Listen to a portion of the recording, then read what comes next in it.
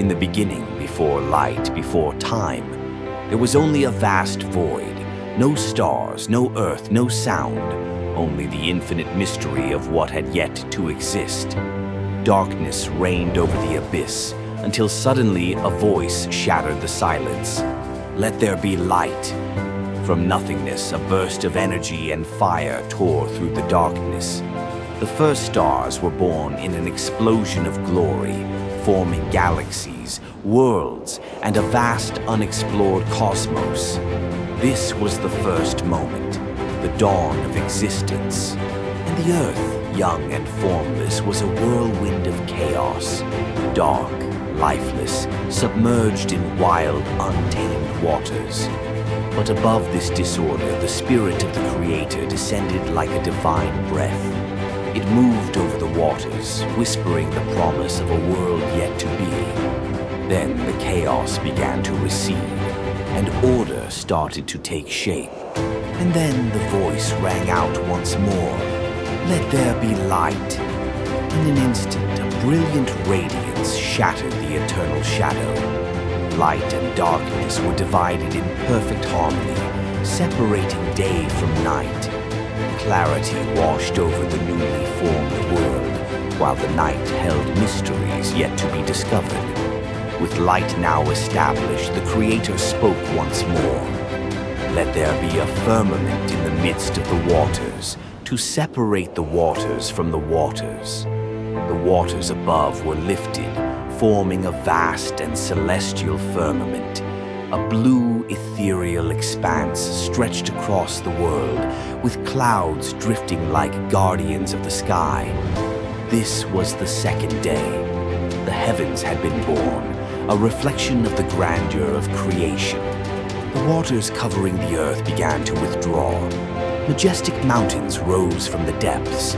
Green valleys and winding rivers were revealed beneath the rising sun. Let the earth bring forth grass, trees bearing fruit according to their kind. Then life covered the land in splendor. Great forests rose, fields turned green, and for the first time the world breathed. The universe was still in its early stages, but it needed rhythm and balance. Then the Creator, with infinite wisdom, placed signs in the heavens to establish time. The sun emerged in its brilliance, a majestic light that poured golden radiance over the earth. Its warmth embraced the valleys and mountains, its rays awakened the waters, and its presence marked the beginning of days. But as the sun descended beyond the horizon, the moon rose with its silvery glow, illuminating the night with a soft and serene light. A silent guide in the darkness, it reflected upon the oceans and bathed the land in celestial tranquility.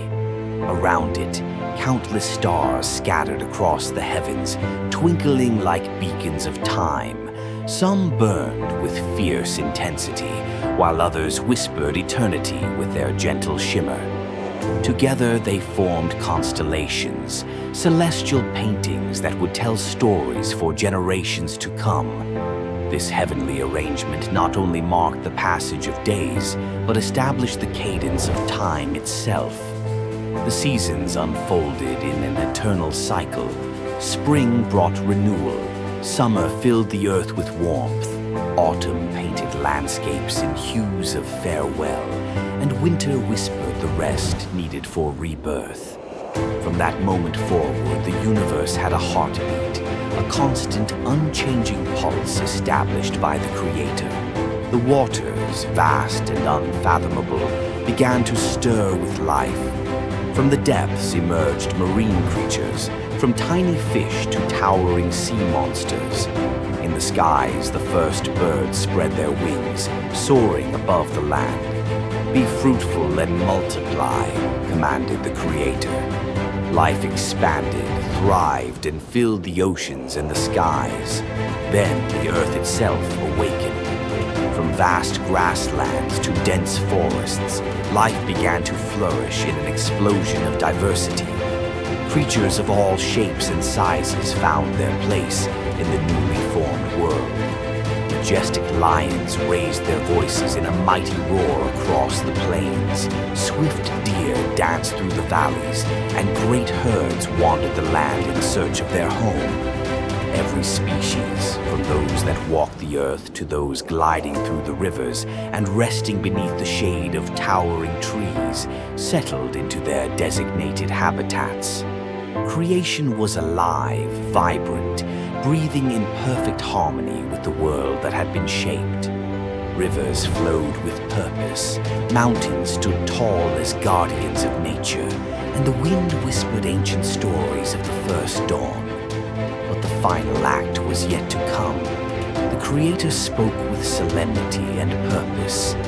Let us make man in our image, after our likeness. Then, from the very essence of the earth, he took dust and shaped it with infinite wisdom. A man and a woman were formed, their bodies crafted with precision, their souls filled with life and purpose. The divine breath entered them, and their hearts beat for the first time. They gazed at one another in awe, feeling the force of love that had brought them into existence. Around them, the splendor of creation embraced them.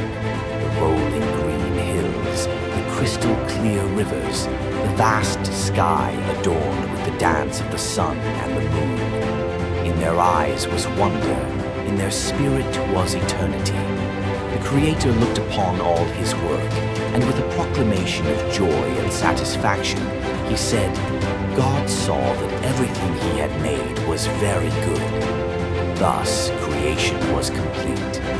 Life, light, purpose, and love intertwined in a perfect masterpiece, where every star, every creature, and every human being held a destiny in the grand design of the universe. The sixth day came to a close, and creation was complete. The masterpiece was finished, perfect in its order and splendor.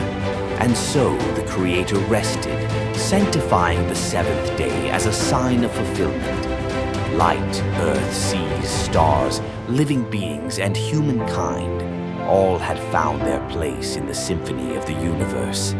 A world filled with hope, life, and purpose had been established.